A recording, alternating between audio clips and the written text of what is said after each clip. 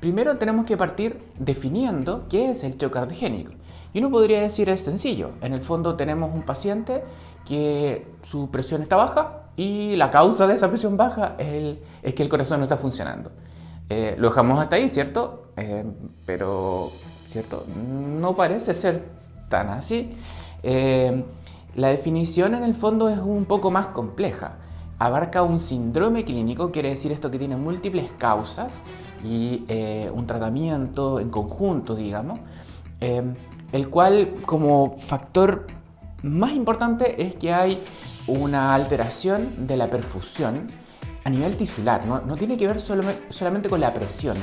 Si ustedes usan la presión como parámetro, se nos van a quedar afuera muchos pacientes que estaban potencialmente en shock, especialmente esto que vamos a ir hablando, que es el shock compensado, y no vamos a poder hacer un diagnóstico precoz. La fisiopatología de la enfermedad, no se asusten, no es tan compleja. Si ustedes lo van separando y van entendiendo un poquito los conceptos, les va a quedar súper claro de qué es lo que está generando el problema y al mismo tiempo de qué es lo que tenemos que hacer para poder hacer un tratamiento. Yo desde el punto de vista académico separé esto que al final es un continuo y múltiples cosas que van pasando al unísono en tres estadios un poco para mejorar el entendimiento.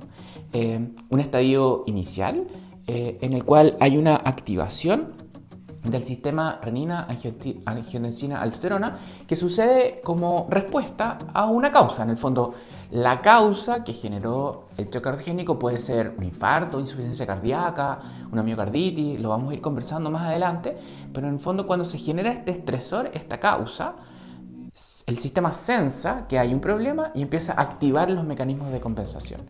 El sistema renina entonces renina-angiotensina-aldosterona empieza a aumentar la reabsorción de sodio. Y cuando hay reabsorción de sodio, empieza a acumularse el sodio, obviamente, y empieza a haber congestión. Eso por un lado empieza a subir un poquito la presión arterial porque hay más volemia circulante. Y también por otro lado hay activación del sistema de estrés, lo que genera que hay constricción de los vasos sanguíneos y finalmente esto impacta en que, uno, sube la presión, por ende el paciente puede estar compensado, o sea, tiene este estresor que está generando shock, pero el shock está compensado, la presión no está baja todavía.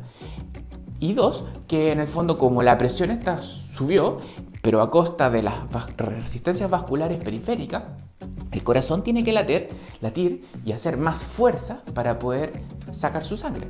En el fondo aumenta la poscarga del ventrículo izquierdo. Entonces aquí ya tenemos un problema porque teníamos un corazón que está frente a un agresor y la respuesta compensatoria lo que genera es que aumente la poscarga del ventrículo izquierdo, es decir, como que aumenta la dificultad de funcionar adecuadamente el corazón. Y esto lo que va a finalmente generar a largo plazo es que va a necesitar más energía para funcionar adecuadamente. El agresor además podría entonces empezar a generar un poco de isquemia. Lo más típico es que haya un infarto, entonces el corazón no le está llegando suficiente oxígeno porque tiene una arteria tapada, por ejemplo, y se genera un desbalance entre la entrega y la necesidad de oxígeno que necesita el cuerpo y necesita específicamente el corazón. Y esto va generando inflamación y eventualmente necrosis. Cuando hay inflamación se liberan mediadores inflamatorios, obviamente, y se activan todo lo que tiene que ver con el ácido nítrico, con el óxido nítrico, perdón. El óxido nítrico lo que hace finalmente es que es cardiotóxico y produce inotropismo negativo. Entonces la misma inflamación que se genera en relación a, por ejemplo, un infarto y que genera esta alteración en la cual el cuerpo se activa en una serie de mecanismos, va a generar liberador de mediadores que producen ionotropismo negativo. Entonces hay un agresor que genera un daño tipo isquémico, por ejemplo, liberador de mediadores inflamatorios y los mediadores inflamatorios van a generar que nuestro corazón funcione menos eficientemente. Además, contra un sistema que está con una poscarga aumentada. Y aquí empezamos a ver que esto empieza a generar o constituir un círculo. Cuando ya estos mecanismos compensatorios, en el fondo la presión se lograba ahí mantener y mantenía entonces el sistema funcionante, cuando ya hay mucha inflamación en el fondo, porque el sistema está sobrecargado, cuando hay mucha necrosis, lo que va a pasar finalmente es que va a llegar a un punto, es que la inflamación per se va a generar vasoconstricción. Acuérdense todo lo que tiene que ver con el shock en los pacientes con una sepsis o en un CIRS. Hay una liberación masiva de mediadores inflamatorios y eso finalmente produce vasoplegia.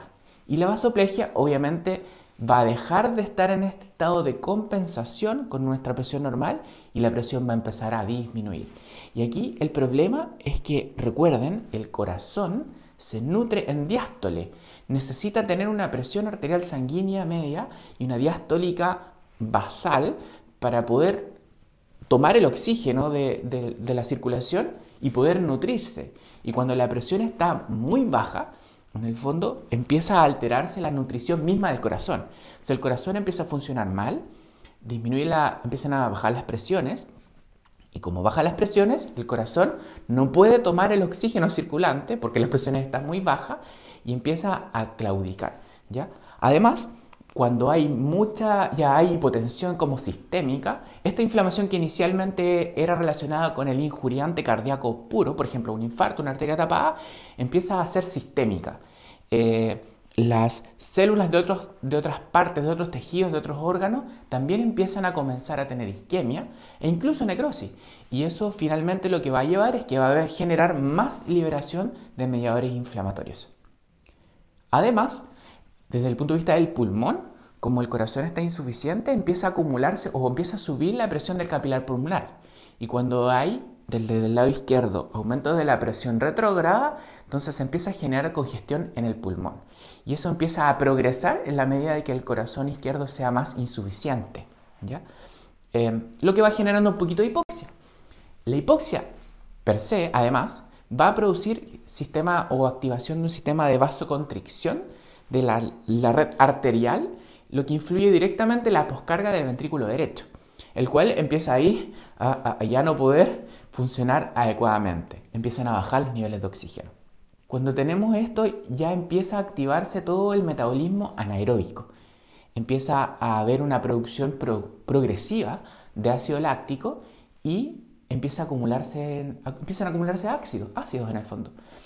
Cuando hay acidosis, el problema es que la acidosis per se produce más vasoplegia. Y por ende, como hay más vasoplegia, hay más hipotensión, lo que genera más isquemia. Y como hay más isquemia, hay más inflamación, y la inflamación genera más acidosis, y se empieza a constituir este círculo de la muerte, que si no nosotros ahí actuamos, va a evolucionar a la muerte del paciente. En este estado de sobrecarga del ventrículo izquierdo, el cual está funcionando toda máquina y no se lo puede, se empieza a producir una alteración en la cual cada vez hay progresivamente más aumento de la presión en ese sistema pulmonar. Y esto va generando congestión pulmonar, la cual va a ir progresando hacia el edema pulmonar. Por ende, edema pulmonar también debería uno pensarlo que está dentro de las manifestaciones del shock cardiogénico. Yo les voy a dejar acá un video recomendado con respecto al edema pulmonar que tenemos en el canal, que habla un poco del manejo más específico de esa condición. Pero en el fondo piénselo como un continuo de enfermedad en la cual empiezan a haber alteraciones de a poquito hasta que llegamos, y entre eso está el edema pulmonar y después pasamos obviamente al franco shock, acidosis y muerte.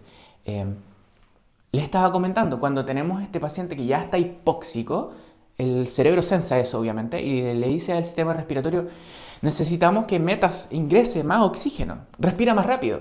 Y el paciente empieza a aumentar su trabajo respiratorio. El problema es que el trabajo respiratorio aumenta, pero no aumenta del todo la cantidad de oxígeno que le estamos entregando al sistema, porque los alvéolos están inundados con agua, hay edema. Y eso lo que empieza a generar es más hipoxia. En el fondo hay un desbalance entre la entrega y necesidad de oxígeno que tienen cada uno de los tejidos y de los órganos. Además, como hay hipoxia, este fenómeno inicial, que era un poco vasoconstricción, ya está muy marcado y hay una severa vasoconstricción, y además que hay acumulación de líquido en el pulmón, entonces la poscarga del ventrículo derecho ya es demasiado. Y el ventrículo derecho no es bueno para combatir aumentos de la presión. Dicen que es un poco más, es bueno para tolerar aumentos de volumen O sea, podría tolerar la fase inicial en la cual el sistema renina, angiotensina, aldosterona aumenta un poco la volemia a través de la reabsorción de sodio, pero fases más avanzadas en las cuales la poscarga del ventrículo derecho está severamente alterada, lo que empieza a pasar es que empieza a claudicar. El ventrículo derecho ya empieza como que trata de apretar y como que no se la puede, el agua, la sangre se la acumula y se empieza a hinchar, se empieza a dilatar. Y cuando se produce esta dilatación, finalmente ya lo que pasa es que el septum interventricular se empuja del lado derecho, hacia el lado izquierdo. Y por ende las cavidades del corazón izquierdo tienen menos espacio para dilatarse en diástole. Se produce una alteración diastólica del ventrículo izquierdo. Inicialmente era un problema sistólico de fuerza, pero ahora hay un problema de llenado también. Entonces el corazón tiene menos espacio para que le llegue sangre, lo que altera la precarga. Y además, como tiene menos precarga, empieza a funcionar según ley de Starling. En el fondo empieza a generar menos poscarga. Y acuérdense, el corazón se nutre en diástole. Entonces nuestro ventrículo izquierdo estaba un poco ahí medio morir saltando, le llegaba el oxígeno, pero ahora tiene menos tiempo y menos espacio en su ventrículo, en su fase diastólica para nutrirse, lo que empieza a generar más alteración del gasto cardíaco. Finalmente todo esto es un círculo, piénselo así, un círculo. Se genera un injuriante que puede liberar mediador inflamatorio, genera vasoplegia sistémica, y la vasoplegia tiende inicialmente a compensar con fenómenos compensatorios, pero después ya no se la puede, empieza a bajar la presión. La disminución de la presión va a generar que el corazón no se nutra bien, que empiece a haber congestión pulmonar, que los otros órganos empiezan a generar más inflamación, y eso finalmente lo que lleva es que el mismo gasto cardíaco se empieza a alterar y se constituye este círculo. Entre medio la acidosis cada vez va progresando. Hay metabolismo anaeróbico diseminado y la acidosis, acuérdense, produce hipotensión, hace que los pacientes sean refractarios un poco a nuestros medicamentos, puede inducir arritmia y estas arritmias finalmente pueden ser lo que mata al paciente, o la vasoplegia pura o la hipoxia pura. Y así se constituye un poco la fisiopatología de la enfermedad.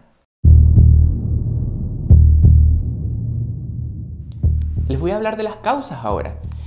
Acá tengo una lista de las causas diversas del choque cardiogénico. La verdad, pueden ponerle pausa si quieren revisar cada una de ellas, pero me gustaría, la verdad, es que se quedaran con que son primordialmente 3. Entonces, conceptualmente, las causas del choque cardiogénico son, primero, y con mucha importancia, el síndrome coronario agudo.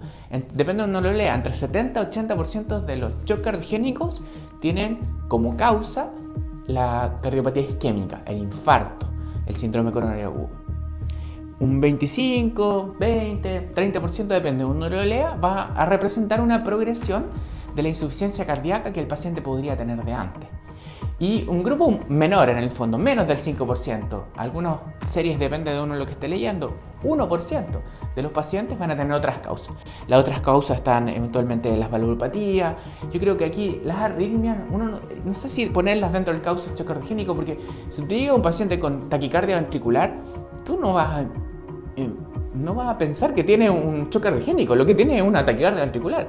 Y el manejo es de la taquicardia ventricular y el algoritmo es completamente distinto. Por ende, si del punto de vista, si se lo pregunta un cardiólogo en una prueba, o eventualmente para los internos, claro, está dentro de las causas del choque cardiogénico las arritmias. Pero yo pienso que debería ser considerada como una enfermedad distinta. Yo creo que la miocarditis uno tiene que ponerle ahí ojo, especialmente ahora con todo esto de las vacunas. Hay un aumento de la miocarditis en gente joven en relación a la vacunación con el COVID, lo que igual podría ser lo más frecuente. Ahora, desde la miocarditis, solo una palabra, paradojalmente, entre más grave esté su paciente, cuando llegue con miocarditis a la urgencia, mejor es su pronóstico. En el fondo es un injuriante, tiene una gran inflamación aguda del corazón. Y como la inflamación es aguda, si logramos sobrevivir ese periodo agudo, el paciente se va a mejorar y podría no quedar con secuelas.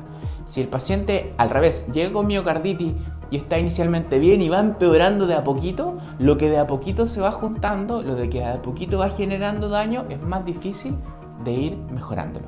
Como el infarto es la principal causa del choque cardiogénico, quiero detenerme solo un segundo en algunos detalles con respecto a esto. Entonces, primero que todo, entre un 5 a un 12%, depende de donde uno lo lea, de los infartos evoluciona al choque cardiogénico. Y la frecuencia es obviamente mayor y generalmente 2 o 3 veces más frecuente en los pacientes que tienen un infarto con supra. Se podrá uno pensar, ¿y cuál sería la fisiopatología del infarto? Entonces, claro, entonces uno podría decir, mi paciente con infarto tiene una arritmia y por eso tiene choque cardiogénico. Sí, puede ser. Ahora, ojo con lo que habíamos conversado antes. Mi paciente con un infarto puede tener una alteración mecánica. Y esto, contra lo que uno podría haber leído con antigüedad, los estudios más modernos están denotando de que las complicaciones mecánicas se suelen manifestar dentro de las primeras 24 horas de la hospitalización en la gran mayoría de los casos. Pero no cuadra, no pega. Las arritmias y las complicaciones mecánicas son muy infrecuentes dentro del infarto. ¿Y por qué entonces entre un 5 a 12% de nuestros pacientes que tienen infarto de evolución con choque cardiogénico? Y esto tiene que ver con la masa miocárdica. En el fondo, entre más grande es el área isquémica que nos genera el infarto, más probable es que tengamos un shock. Y se ha estimado que en el fondo si tienes un gran infarto que involucra más del 40% de tu ventrículo izquierdo, lo más probable es que evoluciones con choque cardiogénico. Ahora, este 40% puede ser en un evento, o sea, un paciente estaba asintomático y tiene un gran infarto del tronco de la coronaria izquierda, por ejemplo, y se le infarta una gran masa miocárdica, como podría ser también de que el paciente tenía una área de corazón viable inferior, tuvo infartos previos, y por sobre ese infarto se acumuló un nuevo infarto que sumado generó una pérdida mayor del 40% de la funcionalidad cardíaca. Yo aquí les quise traer esta clasificación de Kimball y Killip, que uno típicamente, y de esto yo quiero ser súper honesto y lo menciono porque yo quizá no lo estaba pensando bien. Yo a mis pacientes con infarto con supra usaba esta clasificación, pero no me había caído en el cajón, no me había dado cuenta que en realidad lo que está representando esta clasificación es la presencia de signos de insuficiencia cardíaca. Entonces, si tenemos un paciente que tiene un Killip 2, es decir, solamente tiene un poco de congestión, o tiene un poco de congestión pulmonar, o tiene un tercer ruido, que es un diagnóstico clínico, resulta que este paciente tiene hasta un 10% de mortalidad. ¿Por qué? Porque lo que está representando eso son fases iniciales del shock. Entonces, utilicemos esta clasificación o veámoslo desde ese punto de vista. Apliquémoslo en nuestros pacientes con infarto, porque sabemos que infarto es la principal causa de choque cardiogénico. Y a estos pacientes que son un subgrupo menos frecuente, o sea, la gran mayoría de los pacientes que tiene un infarto está en Killip 1. Pero a la medida que vayamos progresando, progresivamente piensen de que el paciente realmente está en shock y que los estadios iniciales son shock compensado y el estadio final es este diagnóstico clásico del paciente hipotenso, mojado, que dicen que es porque tiene congestión pulmonar, y frío porque sus extremidades están frías por la redistribución del flujo sanguíneo arterial. Acá yo les muestro unas tablas con respecto al diagnóstico un poquito más moderno. Y aquí es importante de que no solamente involucra a la presión arterial, sino que también utiliza parámetros de hipoperfusión, los cuales pueden ser clínicos, por ejemplo, alteración del estado mental, por ejemplo, disminución de la diuresis, como exámenes. En el fondo no basta tener la presión baja. La presión baja tiene que tener una consecuencia. Y esa consecuencia generalmente es algo medible, tanto subjetivamente con parámetros clínicos como objetivamente con parámetros de laboratorio. Como concepto, entonces, el diagnóstico antiguo, clásico, del choque cardiogénico definido como hipotensión de causa cardíaca, nos va a hacer un diagnóstico tardío. Y por eso se nos escapan las eventualidades posibles de hacer algún tratamiento más especial. En ese sentido, se generó ya en el 2019 un análisis de la Sociedad Americana de los Intervencionistas, que son los que finalmente van a manejar un porcentaje importante de la causa de estos pacientes. Y ellos generan esta clasificación que se llama la clasificación de Sky, en la cual ellos estudiaron a 10.000 pacientes en varios años en la Clínica Mayo y se dieron cuenta que hay una asociación entre los distintos estadios que van a plantear y que les planteo y que les muestro acá en esta pirámide, en la cual la importancia es que tenemos que tratar de hacer el diagnóstico lo más precozmente posible. La clasificación de Sky, entonces, lo que hace es subdividir el shock cardiogénico en cinco estadios, los cuales el estadio A o la base de la pirámide vamos a poner a nuestros pacientes que están en riesgo, pero no tienen evidencias de shock. Nuestro estadio B es en el fondo el paciente que está en shock, pero es un shock compensado. Y el paciente en el estadio C, o sea, imagínense, antes no hacíamos diagnóstico de esto, y ya en el estadio C estamos haciendo recién el diagnóstico clásico de shock cardiogénico, en el cual el paciente está hipotenso. Si hay una progresión de esta hipotensión, de este estado de shock, pese a nuestras intervenciones, el paciente va a pasar a un estadio D. Y obviamente el estadio E es el final, en el cual el paciente está francamente muriendo por esta condición. Acá es importante recordar también que si el paciente presentó un paro, que obviamente puede ser una de las formas de debut de la enfermedad, su mortalidad se cuadruplica con respecto a otros pacientes, independientemente del estadio en que esté. ¿Qué importancia tiene entonces el score? De que si uno lo utiliza nos va a decir, y esto es importante, esta diapositiva, revísenla, traten de leerla con un poquito más de calma.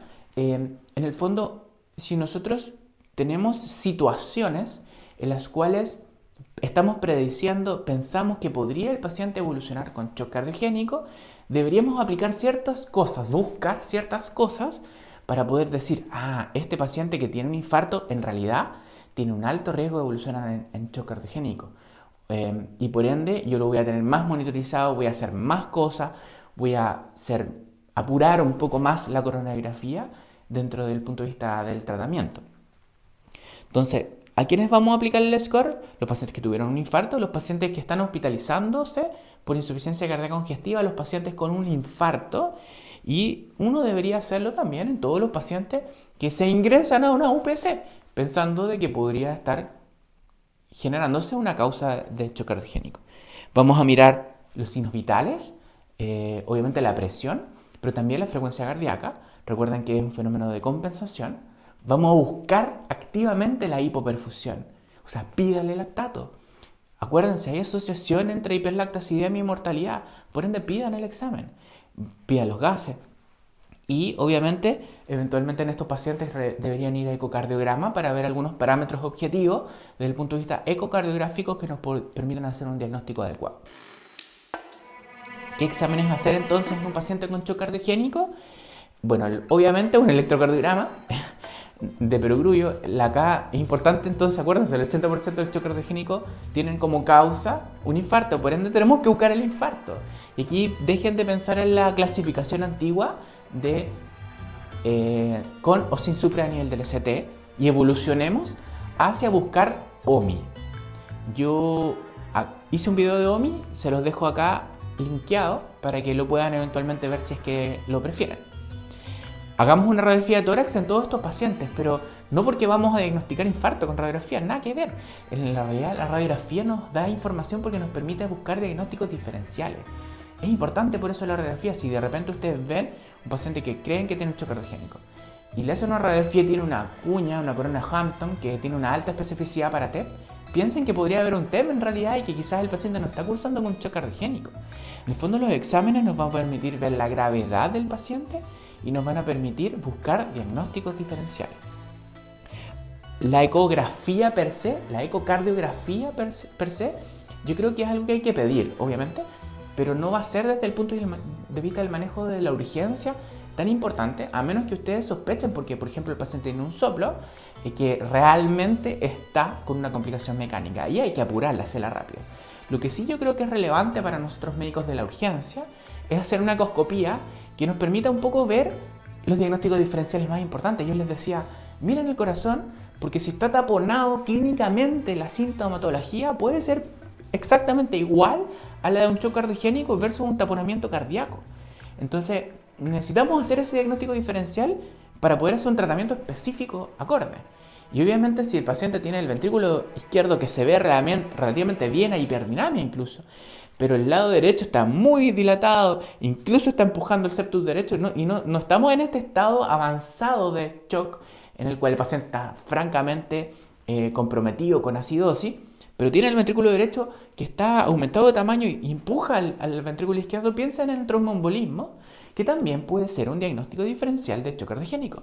Entonces recuerden, uno podría verlo inicialmente como, más que shock cardiogénico, como shock indiferenciado, y según los resultados que vamos teniendo, vamos a ir yendo hacia el diagnóstico de shock cardiogénico. Pero antes tenemos que estar seguros que el paciente no está taponado, tenemos que estar seguros que no tiene un neumotórax hipertensivo, tenemos que estar seguros que no tiene un tromboembolismo, y obviamente otros diagnósticos diferenciales que nos podemos enfrentar en la unidad de emergencia. Agrego dentro de los exámenes que creo que es prudente solicitar, y que yo no estaba haciendo, por eso busqué, revisé la evidencia. Esta clase yo la había hecho cuando era becado, como hace 10 años, y no estaba esto. Pero resulta que sí hay evidencia, incluso una evidencia bastante importante, que los pacientes cuando tienen un infarto y tienen un BNP y su BNP es muy elevado, ese paciente se asocia a un mayor riesgo de desarrollar shock cardiogénico y tener mortalidad. Por ende, yo en mi práctica clínica lo que voy a hacer ahora es que a mis pacientes con infarto le voy a pedir exámenes que antes no le pedía, y eso es lo que quiero tratar de invitarlos a hacer a ustedes. Pídale un BNP al paciente, pídale función renal, eso lo hacíamos siempre, pero pídale también, por ejemplo, pruebas hepáticas, porque si tu corazón está claudicando, va a haber acumulación de líquido hacia posterior, lo que va a generar aumento de la congestión del sistema hepático, lo que es un marcador de insuficiencia cardíaca finalmente, o incluso puede haber necrosis. Entonces la elevación de las pruebas hepáticas en un paciente con infarto o en un paciente que tiene elementos de shock nos van a hacer pensar de que este shock es más grave y que puede tener asociación con mortalidad. También para los hospitalistas, cuando tengan estos pacientes, recuerden, el paciente que está haciendo isquemia hepática por shock cardiogénico no va a funcionar bien su hígado y su INR va a empezar a subir, lo que puede generar coagulopatía. Y a estos pacientes le estamos poniendo aspirinas, anticoagulantes, entonces vamos a tener que ir ajustando ese tipo de medicamentos. Y aquí nos vamos a la parte más entretenida que tiene que ver con el tratamiento, el cual yo quise un poco ponerle pilares, así como pilar 1, el tipo, hacer el diagnóstico precoz, no nos vamos a volver a meter en eso. La coronografía precoz es importante y la vamos a revisar, el tratamiento específico con las drogas y mecanismos de soporte y obviamente el manejo multidisciplinario. Partimos entonces con la coronografía urgente. ¿Por qué hacemos coronografía urgente? Bueno, sencillo, porque disminuye la mortalidad. El estudio más importante de todo esto cuando uno estudia shock cardiogénico es el estudio shock. Y lo que hacía es randomizar a los pacientes entre intervención percutánea coronaria precoz versus la intervención sea diferida, más allá de 12 horas. Y esto lo que hizo es aumentar la mortalidad. Estudios posteriores lo que fueron haciendo es que la gran mayoría de los pacientes que tienen un shock cardiogénico no tienen solo una arteria alterada, sino que tienen varias arterias alteradas. Y lo que suele suceder acá es que pareciera ser mejor que el tratamiento angiográfico sea de la arteria culpable. Que el paciente primero se estabilice, tratamos a la arteria culpable, la que está generando la alteración del shock per se, y el manejo definitivo, eventualmente la cirugía, revascularización miocárdica, por ejemplo, es algo que hay que hacer después, no necesariamente en el primer evento. Ahora, ¿cuándo vamos a hacer la coronografía? Bueno, la respuesta es lo antes posible. La idea es que sea precoz. Entonces yo creo que aquí hay que tratar de hacer una diferenciación entre dos grupos de pacientes. El paciente con un OMI, Occlusion Myocardial Infarction, necesita ir a coronografía lo antes posible, porque tiene un infarto con supra, recuerden eso, es tiempo dependiente. Necesitamos llamar al hemodinamista a las 3 de la mañana con este shock cardiogénico y elementos clínicos que nos hacen pensar en el OMI. Pero si ustedes piensan que es insuficiencia cardíaca la causa, o una miocarditis u otra causa, yo creo que finalmente igual hay que hacer la coronografía porque nunca vas a poder descartarlo per se, que no esté teniendo un infarto, que no tenga una arteria que esté generando un problema, pero se podría diferir un poquito esa coronografía dentro de las primeras 12 horas. Una consideración especial, y lo quise poner aquí dentro de la coronografía, tiene que ver con la farmacología de algunos de los medicamentos que utilizamos. Porque cuando tenemos un paciente con una alteración de la distribución y una alteración de la absorción de los medicamentos por estar en shock, es recomendable hacer algunos detalles, y esto tiene que ver con, pasen a todos los medicamentos endovenosos. Por ejemplo, la enoxaparina, que ustedes le iban a poner, pónganse la endovenosa al paciente, porque la distribución de la piel, de la absorción del medicamento en la piel va a verse alterada por este estado de shock. Y lo otro es que los medicamentos antiagregantes que típicamente damos, obviamente la aspirina, el clopidogrel, uno, hay que aumentar la dosis para que su onset sea más rápido. O sea, en vez de darle 75 de clopidogrel, y estamos pensando en un OMI, denle 600 de clopidogrel. Y lo otro es que pide a la enfermería que los muelan los medicamentos para de esa forma aumentar su absorción. ¿Ya? Lo mismo con la aspirina, muélala, y es lo mismo que le decían al paciente, que lo masticara. Mastique las pastillas o muélala y se la dan por sonda eventualmente si el paciente está muy comprometido o alterado de conciencia, está muy en shock. El tratamiento per se del shock se va a separar entre uso de medicamentos y entre uso de dispositivos. Y los medicamentos son nuestras drogas vasoactivas. Acá tenemos dos grupos principales. En el fondo los que tienen efecto inótropo y cronótropo sobre el corazón, y los que tienen efecto netamente en la periferia. Recuerden entonces, un paciente, la presión arterial tiene dos componentes. Uno es el gasto cardíaco que vamos a modificar con estos medicamentos, inótropo, cronótropo, y lo otro tiene que ver con las resistencias vasculares periféricas, de los cuales la norepinefrina es eventualmente la reina ahí. Ahora, no hay evidencia que un tipo de fármaco sea mejor que otro. No les puedo dar una recomendación que un estudio randomizado dijo que tal droga era mejor que otra. Lo que sí les puedo decir es que sí hay evidencia de que la norepinefrina tiene menos efectos adversos que otros medicamentos en manejo de shock, tanto cardiogénico como otro tipo de shock. Por ende, la norepinefrina va a ser aquí la reina o la primera droga que vamos a utilizar, ¿ya? Otro concepto importante es que la dosificación de las drogas vasoactivas que vamos a utilizar, los inótropos, va a ser importante, porque a mayor efecto van perdiendo su selectividad y van generando efectos un poco menos deseables. Por ende, lo que vamos a tratar de hacer como objetivo es que la dosificación de nuestros medicamentos o drogas vasoactivas sea la menor posible para lograr el objetivo terapéutico que queremos, ¿ya? Es importante utilizar las drogas vasoactivas y utilizarlas precozmente porque tiene evidencia a favor de su utilización. Y acá les muestro una tabla que, si quieren, pueden ponerle pausa, sacar una fotito, que les dice un poquito cada uno de los receptores que tienen estas drogas para poder hacer efecto. Mi recomendación acá, no es una recomendación, yo ni siquiera me atrevería a decir que soy un experto, pero es siempre utilizar y partir norepinefrina. Y el concepto es que lo que queremos, acuérdense, es que el corazón se nutre en diástole. Por ende, lo que queremos cortar es esa parte de la fisiopatología de la enfermedad, y necesitamos aumentar la presión diastólica del paciente para que el corazón se empiece a nutrir adecuadamente. Necesitamos que las presiones vasculares sistémica, que nuestra presión arterial esté un poquito más elevada para que la inflamación que se estaba generando, el metabolismo anaeróbico que se estaba generando en la periferia por la hipotensión, pare, se calme. Vamos a pasar hacia el oxígeno, dejemos de generar acidosis, le decimos a los órganos periféricos, y le entregamos más oxígeno a nuestro corazón. Y con eso, un porcentaje importante de pacientes ya se estabiliza. Ahora, obviamente, como estamos hablando de shock cardiogénico, probablemente el gasto cardíaco esté deprimido, y por ende yo creo que es prudente considerar el agregar dobutamina.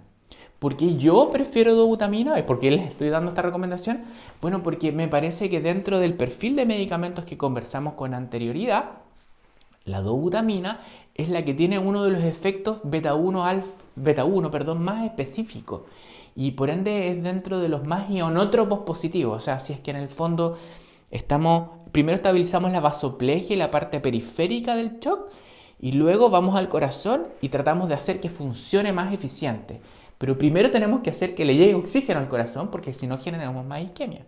Y la dobutamina parece ser muy buen inótropo en ese sentido. Con respecto a los dispositivos de soporte, esto lo puse un poco para que lo sepamos, de que existen. Hay máquinas, dispositivos mecánicos que se pueden poner dentro del cuerpo del paciente o conectar a través de catéteres al paciente con una máquina que nos permiten ir supliendo un poco las funciones del corazón. Acá importante entonces es de que hay cierta evidencia con respecto a su uso, pero no es una evidencia de alta calidad. De hecho, el nivel de recomendación es nivel de recomendación C. Yo les puse aquí una lista de los dispositivos, si ustedes quieren revisarlo. Yo creo que va más allá del nivel de complejidad que quiero darle a esta presentación. Pero es importante acordarse de que tampoco son inocuos y existe riesgo de complicaciones que no son menores. El sangrado es la principal, pero existen también complicaciones neurológicas y complicaciones vasculares de estos dispositivos, por lo que deberíamos utilizarlos con mucho cuidado. La ventilación mecánica es algo importante acá, se me había olvidado. En el fondo tenemos un paciente en el cual tenemos una alteración de la entrega, por un lado, y del consumo de oxígeno. Entonces, ¿cómo podemos manejar el shock? Aumentando la entrega o disminuyendo el consumo. ¿Y cómo disminuimos el consumo? El paciente cedémoslo. Apaguemos ese sistema respiratorio que estaba tratando de compensar la acidosis por un lado, o sea, está tratando de botar el ácido, entonces está con taquipnea, y también ese trabajo respiratorio que es porque tiene que hacer más esfuerzo para tratar de compensar esta congestión pulmonar que está teniendo, quitémosla. ¿Y cómo lo quitamos? Aumentando o generando presión positiva. En los estudios hasta casi el 90% de los pacientes que realmente están en shock cardiogénico, recuerda, estamos hablando de un paciente súper grave, un paciente que está en un shock profundo, lo que necesita es estar dormido. Uno, para que no sufra, y dos, porque necesitamos principalmente bajar el consumo de oxígeno, disminuir el trabajo respiratorio. Y aquí la ventilación positiva lo que hace es tener además beneficios dentro de la fisiopatología de la enfermedad. Disminuye, cuando uno le mete presión positiva al tórax de un paciente, el ventrículo izquierdo empieza a funcionar como más eficientemente. Es como que si el corazón está tratando de botar sangre, bombear sangre hacia la aorta, y la presión le ayuda un poquito, le da un empujoncito para que sea más eficiente. O sea, disminuye la poscarga del ventrículo izquierdo, ¿ya? Disminuye la precarga del ventrículo derecho, el cual está sobrecargado, porque estamos aumentando la presión, entonces la sangre que viene de afuera no puede entrar con tanta facilidad, lo que disminuye la precarga. Esto súper conversado en el video de EPA si lo quieren revisar, pero en el fondo va a generar una disminución del edema pulmonar agudo, ¿ya? Y al mismo tiempo optimiza un poco la oxigenación miocárdica porque va a ir generando que se genere menos hipoxia, y como hay menos hipoxia, el paciente va a tener menos isquemia, menos liberación de mediadores inflamatorios, va a haber una mejor oxigenación en diástole, entre otras cosas. Y disminuye, como hay menos hipoxia, disminuye la vasoconstricción del sistema arterial pulmonar, lo que disminuye la poscarga del ventrículo derecho, lo que favorece que el ventrículo derecho funcione mejor, y quizás este septum que estaba desviado deja de estar desviado porque ya sí puede compensar adecuadamente el ventrículo derecho. Piensen en la ventilación mecánica no invasiva en estos casos como una medida de puente para la intubación. Y recuerden de que nunca, o casi nunca, es una emergencia ir corriendo e intubar al paciente. O sea, el paciente está en shock y el doctor Jara me dijo que había que bajarle el consumo, así que yo lo intubé al tiro. No, o sea, primero optimicen las condiciones de la intubación, pero oxigenen al paciente. Piensen en secuencia de intubación retardada. Un video más adelante vamos a hablar de esto. Pero en el fondo el ventilador no invasivo va a ayudar con la fisiopatología de la enfermedad, va a lograr oxigenar mejor al paciente mientras ponemos las drogas vasoactivas y subimos las presiones, y una vez tengamos al paciente más estabilizado, consideremos, si es que todavía no está bien estable, el dormirlo para que disminuyamos el trabajo respiratorio. Esto de unidad coronaria que yo puse acá en el fondo es que uno tiene que tener un manejo multidisciplinario. Son dos palabras más y ya estamos terminando. En el fondo se ha demostrado que entre más grande, en el fondo más N tenga el centro que maneja a estos pacientes, mayor éxito o mejor sobrevida tienen estos pacientes. Por ende se recomienda, en Chile donde yo vivo no es tan así como que tenemos un centro Trauma One o un centro Hemodynamic One, pero en otros países sí es así. Entonces si les toca a ustedes y ustedes están en un hospital más periférico, la idea es que estos pacientes sean trasladados precozmente al centro de mayor complejidad, donde tienen todos los especialistas y un número de veces que ven a estos pacientes para poder enfrentarlo de mejor forma, y de esa forma van a mejorar la sobrevida de sus pacientes. Finalmente, recuerden que el choque cardiogénico representa una alteración entre la entrega y aporte de oxígeno sistémico de causa cardíaca. Sus causas principales: infarto e insuficiencia cardíaca. Sus síntomas clínicos hay que buscarlos precozmente para hacer un diagnóstico lo antes posible, y van desde cosas tan sencillas como las crepitaciones, pero necesitamos apoyarnos con exámenes para buscar hipoperfusión. Acuérdense del BNP, acuérdense de la utilización o pedirle pruebas hepáticas, por ejemplo, al paciente. Nuestro tratamiento se va a ver fundamentado principalmente con el soporte con drogas vasoactivas, y vamos a involucrar a la UPC para determinar en qué pacientes vamos a necesitar soporte de tipo mecánico, ¿ya? Siempre teniendo en cuenta de que necesitamos lo antes posible llevar al paciente a una coronografía. Finalmente, les quiero dar las gracias por participar. Recuerden que esta clase fue algo que nos solicitó la Sociedad de Estudiantes de la UFRO para su curso, así que vayan a ver las otras clases ahí. Cualquier duda, por favor, háganla en los comentarios.